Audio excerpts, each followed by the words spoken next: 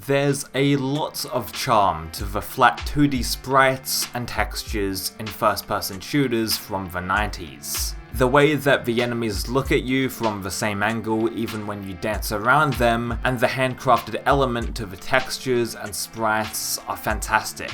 And Doom is no exception to this. Every texture in Doom is iconic, and every monster in Doom is recognizable, even in the distance, because of their unique color palettes and figure. The original art style appeals a lot to me, but there has been a trend of updating 90s FPS games with HD textures and models, and this dates back to God knows how long ago. The first high-resolution texture pack I came across was for Duke Nukem 3D, and I have no idea why I liked this. For some reason, I was obsessed with getting HD mods for these old games back in the day, and for a long time, I primarily used them for games like Duke 3D and Doom.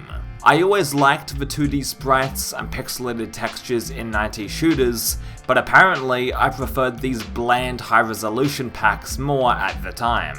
For a bit of nostalgia, I downloaded the Doom HD texture pack to see if it holds up today, and spoilers, it doesn't. That's not to discredit the person or people that made these mods, because I know that a lot of time probably went into crafting it, but I just prefer the original artwork. To push the boat out some more, I downloaded the Doomsday source port, and yeah, I'm not a fan of it. I know this is coming from the guy that had texture filtering in his previous videos. I read the comments about it, and I have rectified it. The classic Doom footage in this video has filtering on though, because I recorded it ages ago. I think GZ Doom strikes a perfect balance of having modern enhancements with its wide selection of options, as well as maintaining the classic Doom experience. Doomsday, on the other hand, is a modern source port, but in all of the wrong places it seems. For one, I find the Doomsday menu when you boot it up a little unnecessary, but I guess for new Doom players, it's probably helpful for them to navigate around the port.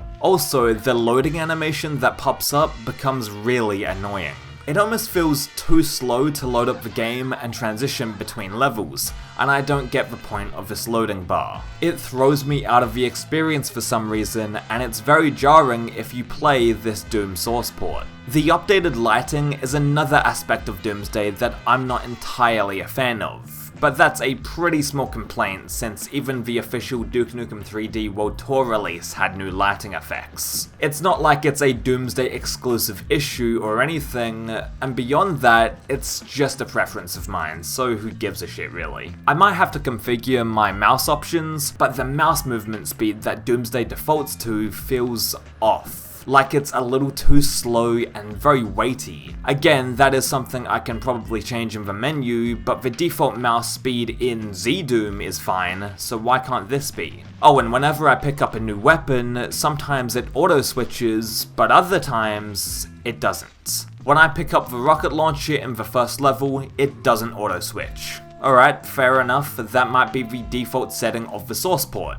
However, when I go into underhauls and get the super shotgun, now the game wants to auto-switch for some reason. So I looked at the Doomsday settings, and apparently the auto-switch feature defaults to if a gun is better than what you're holding, it will swap weapons by itself. Now excuse me if I'm wrong, but wouldn't the fucking rocket launcher be more devastating than a pistol? At least you can change the weapon priority order around, but it's still pretty confusing with how they structured this mechanic. I'm aware that these are all minor gripes, but still, Doomsday is not my preferred way of playing, and I would recommend either GZ Doom, Chocolate Doom, or even Crispy Doom. As for the high-res texture pack itself, I find it to be a little tacky. The textures are now high definition, but it doesn't even feel like Doom anymore to me. All of the textures are the same and everything, but I don't know why I was so attached to these high-res packs as a kid. The charm of the original Doom is lost with these texture packs, and if I did want to update the game's graphics, my best bet would be to use an upscaler mod. When you chuck on one of these high-res mods, the game is still 2D at its core, so everything just looks off. The game is not fully 3D, and when you you apply these HD texture packs to Doom, it not only loses its charm, but also its identity. That being said, you can combine the Doom high-res texture mod with the high-res model pack, and when you do, it looks even more perplexing.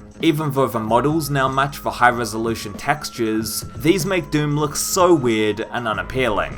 The weapon animations look and feel buggy, and the monster designs do not age well. That's what I'm trying to say here. Doom 1993 is timeless because the sprites and art style still have its appeal today, but when you try and update that with HD textures and models, everything falls apart. One good thing I can say about the HD model pack is that it has a destructible demon feature, where if you shoot a monster again and again, they start to form bullet wounds and their skin changes to look more damaged. This is a cool effect, and I'm impressed when I see it in any game, so the fact that a fan-made HD model pack for Doom can do it is awesome.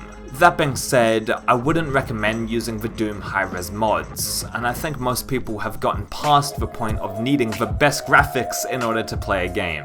This also proves that good art and design don't come from how many pixels are thrown in. Games like Super Mario World or Donkey Kong Country are timeless because they have great art styles to them on top of their enjoyable gameplay. If you try and slap an HD texture pack on Super Mario World, the game would be not as appealing because it was made with 16-bit graphics in mind. The same principle goes with 90s first-person shooters, and how so much of their personality is not only depicted with attitude and humor, but with its art style too. However, I am just one man with one opinion, and I'm not trying to discredit the talent on display here. The developers of these mods appear to be very good at what they do, and even though I fundamentally disagree with altering the game's original art style to make it more modern, I fully respect their decision to do so. I know there are strong supporters of these HD mods, and while I'm not one of them, I will be cheering from the sidelines. People have the liberty to like what they like, and if you like these HD texture packs,